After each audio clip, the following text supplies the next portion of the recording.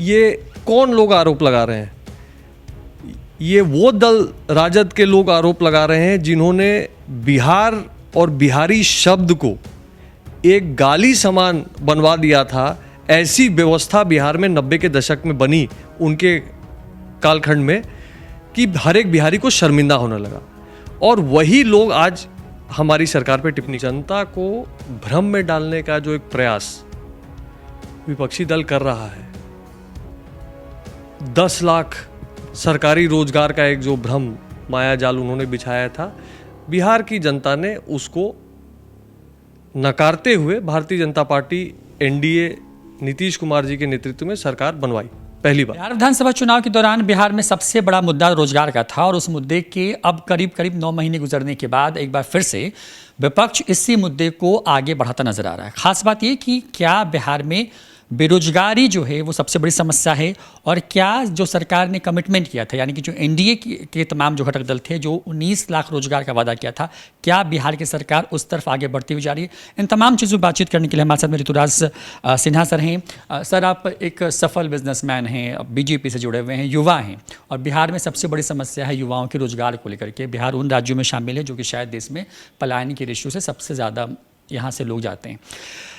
क्योंकि तेजस्वी यादव ने फिर से उसी मुद्दे को भुनाना शुरू कर दिया और बैक टू बैक पिछले 3-4 दिनों से नज़र यही आ रहा है कि वो कह रहे हैं कि हुआ क्या 19 लाख का। क्योंकि आप लगातार जो हम जितना देख पा रहे हैं, आपका जो जब पटना पहुँचे आप, जो भी जिन लोगों से मुलाकात हुई आपकी, तो आपके पोस्ट पे वही चीज़ें निकल के आ रही हैं। रोजगार सेंट्रिक बातें आप लिख रहे हैं। शहनवाज हुसैन से मिले, उद्योग मंत्री हैं, रेणु देवी से मिले, उससे पहले तारकिशोर प्रसाद से मिले। लग रहा है कि सरकार उस तरफ आगे बढ़ रही है। देखिए, सबसे पहले तो मैं आपके माध्यम से एक बात स्पष्ट कर दूं कि जनता को भ्रम में डालने का जो एक प्रयास विपक्षी दल कर रहा है, 10 लाख सरकारी रोजगार का एक जो भ्रम माया जाल उन्होंने बिछाया था, बिहार की जनता ने उसको नकारते हुए भारतीय जनता पार्टी एनडीए नीतीश कुमार जी के नेतृत्व में सरकार बनवाई पहली बात। तो जरूरी यह है समझना कि जनता किसके बात पे विश्वास रखती है। जनता भी ये बात समझती है कि रोजगार मतलब सरकारी रोजगार सिर्फ नहीं हो सकता है। कोई ऐसी राज्य की सरकार, कोई ऐसी देश की सरकार नहीं बनी है जो हर एक बेरोजगार युवा को सरकारी तंत्र के अंदर रोजगार दे पाए, और ये सबको समझ में आता है। बची बात की भारतीय जनता पार्टी और एनडीए की जो सरकार बिहार में चल रही है उसने क्या किया। तो आंकड़ों के हिसाब से अगर देखें तो स्टेट इन्वेस्टमेंट प्रमोशन बोर्ड, जो स्टेट में निवेश की मेन बॉडी होती है, उसका डाटा अगर आप देखिए जो पब्लिक डोमेन में वेबसाइट पे उपलब्ध है, 34,800 करोड़ रुपए से अधिक का निवेश स्वीकृत किया है बिहार सरकार ने पिछले 6 महीने में। ये कौन सा 6 महीना रहा है? ये कोरोना से प्रभावित जब पूरा अर्थव्यवस्था देश दुनिया के अस्त व्यस्त हुई है, उस दौरान भी 34,800 करोड़ का निवेश आया है। ये क्या निवेश आया है? वो फूड पार्क हो, वो नया सीमेंट प्लांट हो, वो नया एथेनॉल का प्लांट हो, ऐसी अनेकों अनेक पीवीसी पाइप का प्लांट हो, कोई फूड पैकेजिंग की इंडस्ट्री हो, ऐसे अनेकों अनेक उद्योग को लाने का काम शहनवाज हुसैन जी, हमारे इंडस्ट्री मिनिस्टर, और माननीय मुख्यमंत्री जी के नेतृत्व में ये काम चल रहा है। और कहीं ना कहीं इससे रोजगार सृजन स्वतः स्वाभाविक रूप से हो रहा है। ऋतुराज जी, क्योंकि 16 साल सरकार को हो गए, एनडीए को 2 साल बीच के हटा दें तो 16 साल से सरकार है। लगता नहीं कि बहुत देर हो गया? क्योंकि विपक्ष को शायद मौका भी तो इसी बात से मिल रहा है ना, क्योंकि 16 साल का वक्त कम नहीं होता है। इन्वेस्टमेंट के नाम पे राज्य के अंदर में बहुत कुछ हुआ नहीं, यही बात वो कह रहे हैं। विपक्ष इसी बात पर घेरने की कोशिश कर रहा है कि डबल इंजन की सरकार, जब केंद्र में मोदी जी, बिहार में नीतीश कुमार की अगुवाई में सरकार चल रही है, तो रोजगार के जो अवसर हैं वो सही से पैदा नहीं हुए और शायद यही वजह है कि पलायन हो रहा है। अब लगता है कि इन 15-16 सालों के बाद एक बेस बन गया है जहाँ पर अब चीज़ें आ रही हैं। देखिए, मैं एक बार फिर से बात स्पष्ट करूँगा कि ये कौन लोग आरोप लगा रहे हैं। ये वो दल राजद के लोग आरोप लगा रहे हैं जिन्होंने बिहार और बिहारी शब्द को एक गाली समान बनवा दिया था। ऐसी व्यवस्था बिहार में 90 के दशक में बनी उनके कालखंड में कि हर एक बिहारी को शर्मिंदा होने लगा।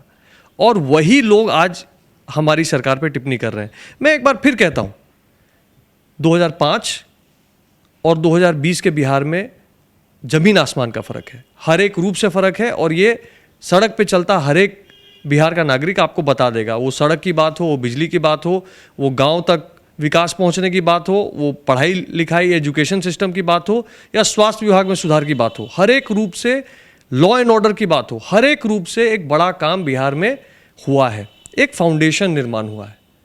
और हमारी जो सरकार अभी आई है, उसने अपना लक्ष्य आत्मनिर्भर बिहार, ये मैनिफेस्टो भाजपा ने सामने रखा था। नीतीश कुमार जी के साथ जो हमारी सरकार चल रही है, एनडीए की सरकार ने आत्मनिर्भर बिहार के 7 निश्चय के रूप से कैबिनेट ने इसको अडॉप्ट किया है। और रोजगार को प्राथमिकता देते हुए, रोजगार सृजन को नंबर 1 एजेंडा बनाते हुए, इन्वेस्टमेंट और सरकारी स्तर पे भी जो वैकेंसीज हैं उसमें भी भर्ती करने का प्रयास निरंतरता से चल रहा है। और उसके आंकड़े सबके सामने उपलब्ध हैं।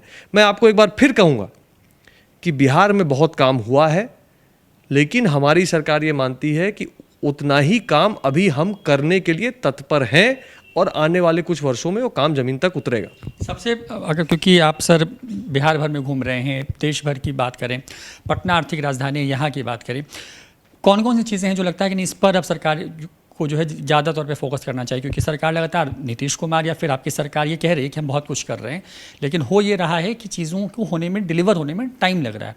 अब लगता है कि स्पीड अप करने का टाइम आ गया है चीज़ों को। देखिए, किसी भी चीज़ को आप आइसोलेशन में मत देखिए।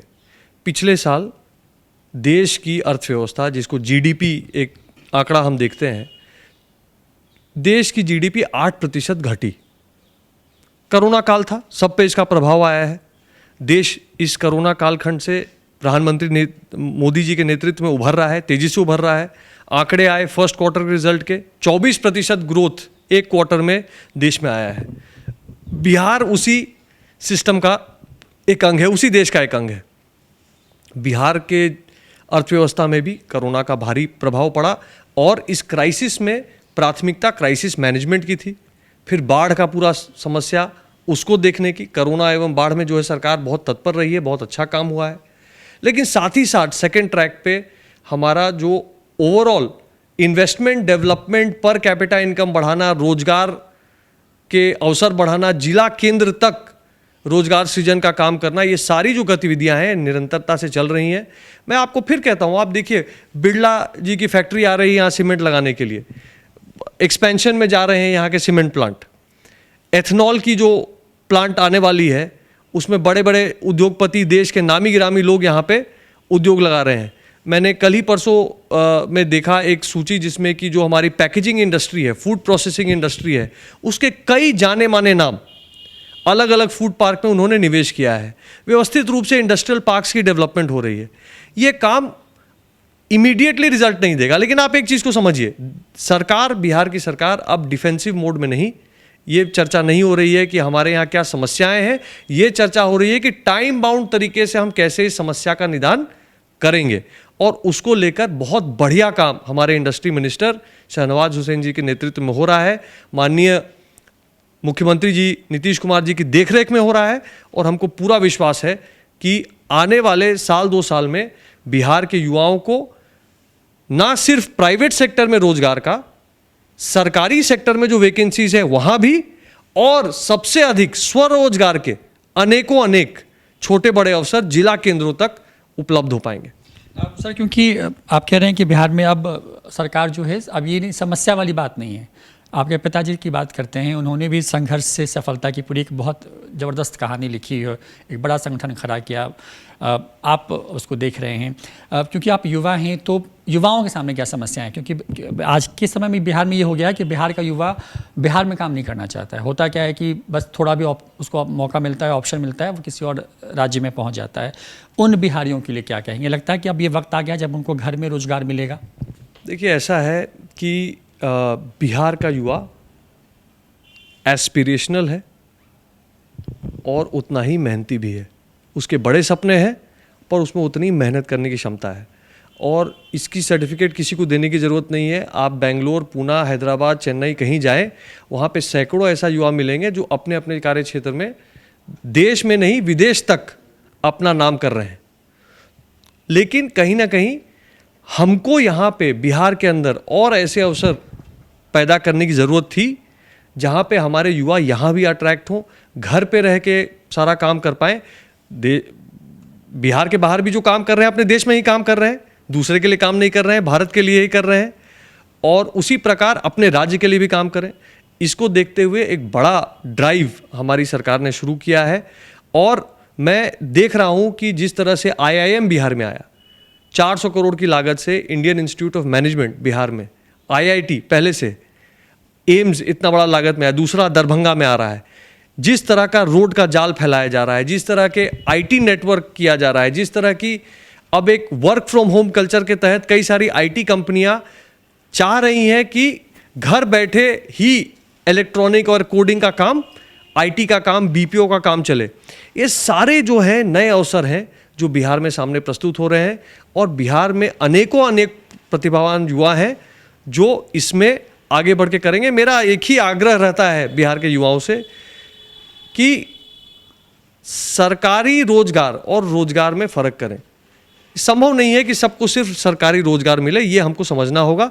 और दूसरी बात ये कि अगर रोजगार दाता बनने की आप में क्षमता है तो आप आगे बढ़े। नरेंद्र मोदी जी की सरकार ने मुद्रा योजना हो या स्किल योजना हो या स्टार्टअप योजना हो, ऐसी अनेक योजनाएं बनाई हैं जिनका सारा डिटेल उपलब्ध है।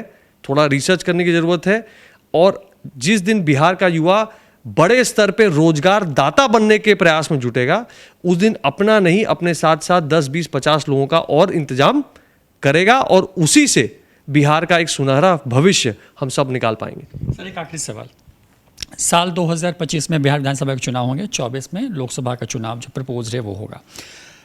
लगभग 9-10 महीने आपके गुजर गए हैं इस सरकार के, अब आने वाला वक्त लगभग 42 महीने के आसपास का है। लगता है कि इन 42 महीनों में जो वायदे आपने किए हैं अपने चुनावी घोषणा पत्र में, जो एनडीए की सरकार ने वादा किया है, वो सब कुछ डिलीवर हो पाएगा?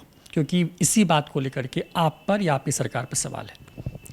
देखिए, सामने वालों का टिप्पणी करना स्वाभाविक है, उनका काम भी है विपक्ष का कि वो पॉइंट आउट करें क्या कमी रह गई है। लेकिन जो सत्ताधारी पार्टी है, एनडीए की फॉर्मेशन जो प्रदेश चला रही है, वो कटिबद्ध है कि अपने मैनिफेस्टो को ज़मीन पे उतारने के लिए। लोगों को नीतीश कुमार जी के नेतृत्व पे पूरा भरोसा है, लोगों को मोदी जी और भारतीय जनता पार्टी पे पूरा भरोसा है, और हम उस भरोसे पे खरा उतरने का पूरा प्रयास न सिर्फ बिहार में, देश के विभिन्न राज्यों में कर रहे हैं। और परिणाम आपके सामने है, एक के बाद एक राज्य में भारतीय जनता पार्टी की सरकार पुनः रिपीट चुन के आ रही है। तो कहीं ना कहीं डिलीवरी करने की इंटेंट भी है और कैपेसिटी भी है। लोग कहते हैं कि अगर आप सही मायने में डिलीवर करना चाहते हैं तो साफ नीयत चाहिए।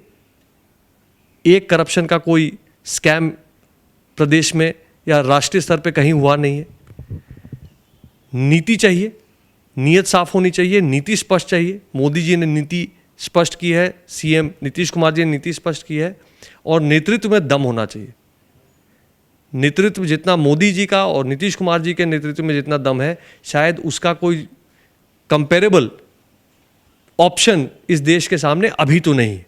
तो हमारे साथ नीयत भी है, नीति भी है, नेतृत्व भी है, और पूरा विश्वास है कि हम जनता की अपेक्षाओं पे खरे उतरेंगे।